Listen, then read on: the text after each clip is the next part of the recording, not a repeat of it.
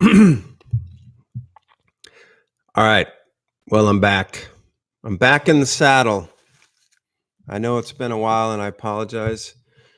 Um, we've had, camp last week and it was just a hectic time and trying to keep up with training and doing the whole camp thing is a little tough. I am Mike, co-host of the Crushing Iron podcast, along with Coach Robbie. He's not here. I'm not sure where he is. I think he's taken a couple days to recover from the camp. And just a long string of stuff. We were in Ohio, 70.3, and then had a getaway summit in Chattanooga, and then last week was camp. So I'm just trying to get back on top of this because I know a lot of people have been asking where I've been and how things are going, and I just want to report that everything's going fine. I have to admit that I had to type in how many days until September 8th, and it came up 23, and that was kind of a stunner. I guess I knew that, but I knew I was close to that, but 23 feels like less than it should be, maybe. So, just to kind of catch up on training, the thing about those travel weekends was that things kind of got a little out of whack, and one of the things I was concerned about was that I wasn't getting enough bike time. I mean, we biked at camp and everything, but it's sort of we had a nice, pretty long ride last Saturday, but the other 2 weekends kind of screwed up the long riding for me. So I'm going into this weekend, and there are a few things that I've been wanting to get in a little bit of a longer run. What's up, Jason? Before this race, and we had talked about it. Like a maybe two. I think I've done 2:15-ish, and I want to do like a 2:30 with a split run with like a 30-minute run later that day at night, an easy run, just to get that, pretty good mileage in one more time. But I have a double bike this weekend, and I think as much as I wanted to take out the Sunday bike, I want to, and my cycling is pretty strong. Hey, Nikki, and my cycling is my thing kind of naturally, but, I'm a little bit under the confidence level I wanna be at, so I think I'm gonna do this double bike this weekend and maybe since I'll be in taper or which is 3 weeks out, but it'll be kind of more of like a slight unload. I may actually knock out a big run on Tuesday, but so I'll be biking 5 and then 4 this weekend, 5 on Saturday and 4 on Sunday. And just to kind of, I guess, build my confidence with cycling. The run feels pretty good. I did a split run the other day, an hour in the morning, an hour in the afternoon, and I actually split it up. I negative split both of them, and then I negative split the second one, and i.e., I went further in the second run, and it felt pretty good. So I really feel good about that, and I've been slowly inching my way up in the pool. Been doing my kind of routine has been 500s with sort of a negative split mentality on those as well. And then yesterday I did a 500 set where I would do 50 easy and then 50 hard and then 50 easy, 50 hard. I just repeat that through the whole 500 without stopping, and that felt really good. It was tough. I did it for the 4 middle sets, and then I cooled down at the end after the warm up in the beginning. But so those are the kind of things I'm thinking about. I'm just trying to build that confidence. I'm trying to build that strength. I'm trying to face what's going on in front of me. I want to just be ready. I think, I won't be probably running near the distance, but that's okay. I feel like my run is pretty good. I just need to get a couple more bikes in this weekend. And I was also thinking about running the other day. Like there was a post in our Facebook group about running with water and like, how short do you run and not take water? And I just think that not taking water and or nutrition on any run is a mistake, especially at this time of the year. If you're training for a race, I mean, like, why do you want to go out and deprive your body of water on a 45-minute run or an hour just because you can? Um, you know, I I've always felt that way. And then when I was reading, I think it was either reading David Goggins' book or looking at or listening to something he said, and he said he is always almost like he obviously he has to fuel all the time, but he's even more, I guess, attentive to fueling on his easy days because he says that's the it's good to put nutrition in your body and sort of recover because you're moving and you're going easy and it lets your body like sort of absorb this stuff better. But especially the hydration piece, if you're running, it's so hot out, and to even, I mean, like you can come back after a run like that. I went out on, I had that split run the other day, and it was an hour in the morning and an hour in the afternoon, and I went through a 20-ounce bottle on both with nutrition, with 100 and, well, it's 3 scoops of, I've been using, I talked about this on the podcast yesterday, but I've switched over to Gatorade Endurance because I wanted to simplify my nutrition plan on the course. And so I've been getting used to this Gatorade Endurance drink because I'm going to start with it and end with it. And I don't really particularly like it, although I've kind of come around on that a little bit. It seems to be okay now. And like it's like a taste thing, sort of like I'll start with scratch on the bike typically, and then I'll go to Gatorade, and it'll just be a struggle for me to get that stuff down. So I'm trying to like it more than anything. And so I went out there with 3 scoops in my bottle for an hour run, 20 ounces with 3 scoops of that, which is probably 270 calories or something like that. And I think I threw a goo in there. And the reason being is because, like, yeah, I can go out there and run that, but I'm trying to feel fresh at the end of my runs or rides. Like yesterday, the same thing. I kind of really went hard on my nutrition. I had a big gear workout.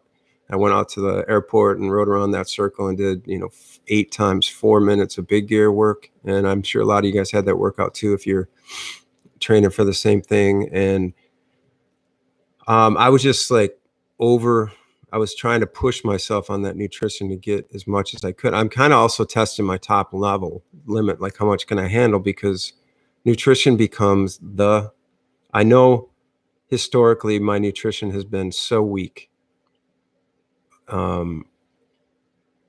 Not so weak, but I think that's been kind of the bottom line of you can kind of always suck it up and fight through it or whatever. But I think, man, if you can keep that level at the right space, you're going to be in a way better place coming off that bike.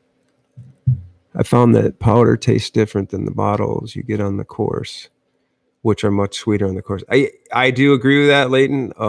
The Gatorade Endurance, I think that's the level of concentration I'm finding out, because the more I put in, the more it tastes like that course Gatorade. So, cause first time I put 2 scoops in my bottles, and it was a little bit lighter, almost like that crystal lighty feel. And then I put the third one in, and it starting to seem like more of that sweet taste that you get on that course bottle. So I'm just trying to get in the ballpark with it because, frankly, it's just a lot less stressful to think like, okay, they've got aid stations all over the course. You don't need to carry, a backpack out there like you're going out in the wilderness or something. And that's just my thoughts on that. I mean, I still may mix some scratch in there at the beginning, or maybe on the run if I carry my bottle. I still haven't decided on that. I think I'm going to carry some type of bottle on me, and that may be the place for my scratch, because I'll probably be at a place where I could really use a change of taste, because I don't know about you guys, but like that becomes a challenge. You drinking the same thing all day like that is like, it's easy to be like, yeah, I'm not going there, but that's like the mistake, right? You have to keep putting it in, and over the course of a half, it's a little bit different than a full, because you have to keep going, and there's just no other option out there after, at least for me. And I don't overload my bottle. I don't have a hydration system or any of that kind of stuff because, well, frankly, I ordered it and I couldn't figure out how to put it on. So I'm just keeping it simple. I'll be 2 bottles and I'll get rid of those, and then I'll just start drinking what they give me. And on the run, I anticipate that I'll have 2 small flasks with something like scratch in them to give me that. Hey, I'm doing good. I'm doing great. I'm about ready to go out on a little run here, a little easy run before that back-breaking double ride this weekend, which that's the thing, man. Cycling. I know. I used like I grew up riding mountain bikes, and I love cycling. It's just that I think it's the time. I really do. It's just like, man, I don't mind going out riding for an hour and a half, 2 hours, but like these monsters, and I think I'm just gonna do it because, frankly, I'm close, and there's no sense in pulling back right now. Just kind of battle through, and I think it's also a good warm up for the mind to kind of, because you know how it is. You're out there in those 5 hour rides. You got to just kind of keep bringing it, and that's the mentality on the course too.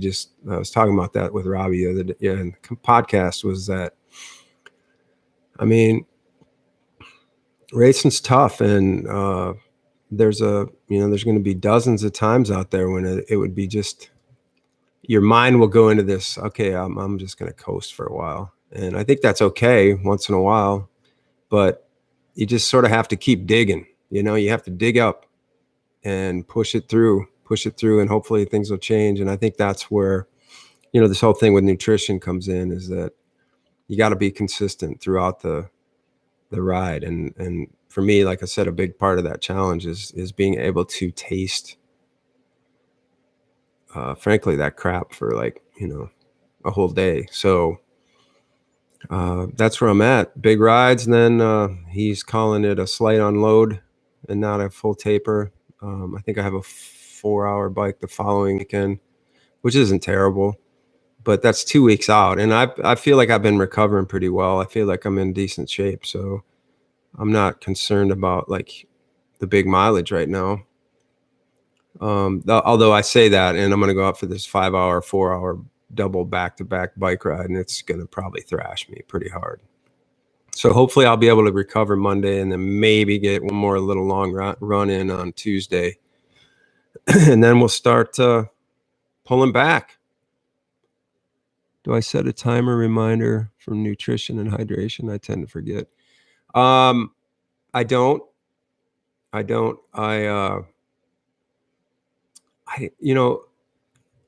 like to say I have a plan of like every 5 miles or something like that, to really, whatever is like 15 minutes, 10 to 15. But honestly, my plan is usually on the bike for sure. Whenever I think about it, if I think about nutrition, I just take a drink. It's just like, I don't know. I think it's pretty hard, honestly, to over drink out there. In the past, I've gone with like 1 bottle of endurance and then 1 bottle of water. Somewhere along the line, somebody gave me that idea, and like between every aid station, just make sure you're done with both. But I think this year I'm going to go lighter on the water, because frankly, I have like, drinking that much water just makes me go to the bathroom, and it's kind of a pain in the ass. And what I was doing was like supplement with Cliff Bar with the water, and then maybe some goo or something like that to get my calories. But I think that's a little bit of a flawed method. So I'm going to probably strategically, what I'm thinking is I'm going to grab 2 endurance bottles at every aid station. Then on the last water, I'm going to grab and take a big plug out of that each aid station, and then dump the rest on my body just for cooling purposes. Just depending, because sometimes you can tell that, or at least I can, that I get thirsty for water. At some point, there may be a case in the middle of the race where I may just take a Gatorade and a water, and then supplement with, like I said, maybe a Cliff Bar or some goos or something like that, and do it that way. Because I think that, let's say, I don't know how many aid stations there are, but like 6, trying to drink 12 bottles of Gatorade or something without any like water seems a little bit, for me, that's tough. Because I know sometimes when I'm out riding and it's hot and I drink like just a big pull of water, it tastes amazing. So if nothing else, maybe to just keep flushing that taste out of my mouth and get some clean water in there to go to work on some of these goos. So that's what I'm thinking. I'm going to try and kind of come back here and be here throughout the race. It might be tough when I'm traveling up to Wisconsin, but I'll do my best and kind of keep you posted on things. But as I said, I don't know. You never know. You never know what's going on. But I do feel good that I had a hard swim yesterday and a pretty hard bike, and I feel decent today. So those are the signs I look at. On a scale of 1 to 10, what would you want your muscle fatigue to be with that marathon after versus say just a standalone or 112-mile ride? How much are you letting off is maybe is what I'm asking. Scale of 1 to 10. The marathon after standalone.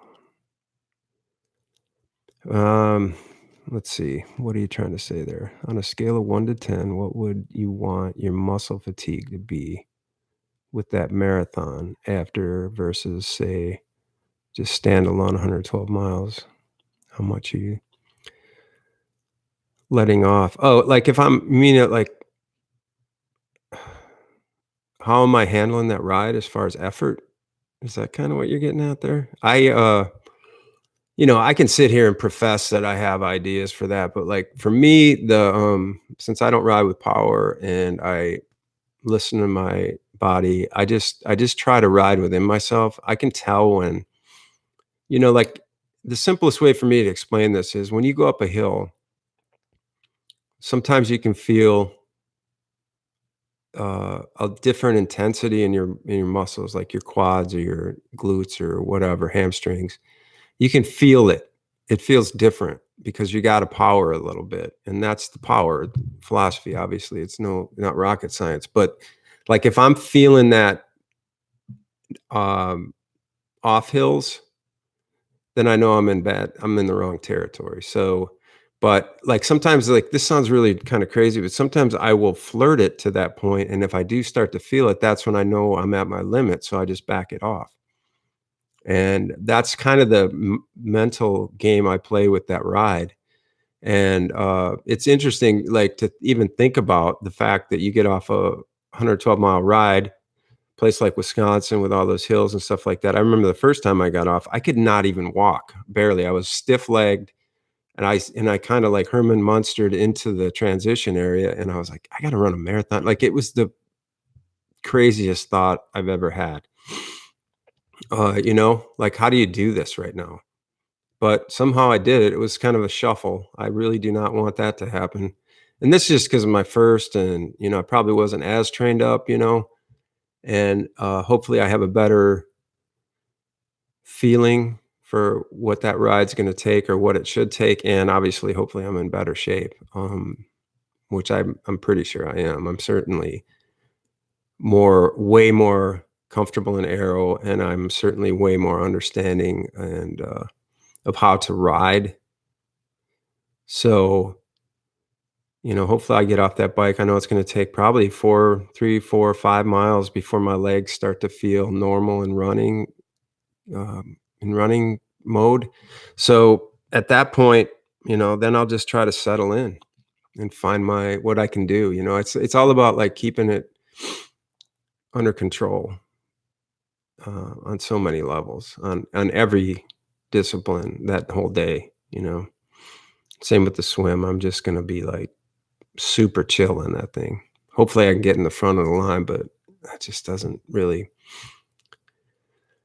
the challenge with that is you gotta get up there early, and I just don't like the idea of standing around in that chute for, hour and a half waiting just to get in the water first, so we'll see. We'll see. But, yeah, so I don't know if that answered your question, Jason, but, um, by the end of a marathon, the fatigue it'll be pain, not as much fatigue. It'll be pain by then. So cool. All right. Well, it is Friday and Saturday is tomorrow, and hopefully I will be back in the afternoon sometime to give you a report on the big ride.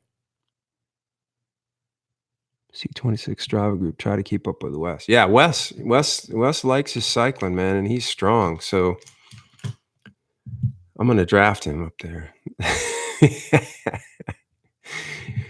I'm not gonna do that. It's really hard. Actually, Wisconsin's frankly, is what I like about it a lot is it's a very difficult course to draft on. There's not much drafting up there, even though there's a lot of congestion at times. It's usually, you're a lot of people climbing hills, and they'll have I think for the most part the roads are closed, or a lot of them are, and a lot of those hills, you'll see people like 3, 4 wide, and um, there's people, but you don't really draft uphill, like especially some of those hills, and then coming down, it's like it's just I don't know. Drafting is just not as prevalent up there. There's not that many opportunities for it, first of all. So I won't be drafting you, Wes. I may be pacing off you, which is legal for the first. Well, I probably won't pace off you because I'm going to come out slow and you're going to be gone, and I'll probably never see you. I'll probably never see you the whole day except before the swim, unless I beat you out of the water, and then you'll pass me, and then I'll see you at the finish line at some point. All right. Been a good day. I'll keep you posted tomorrow. I got this run coming up, and then the big ride tomorrow. So we will see you then.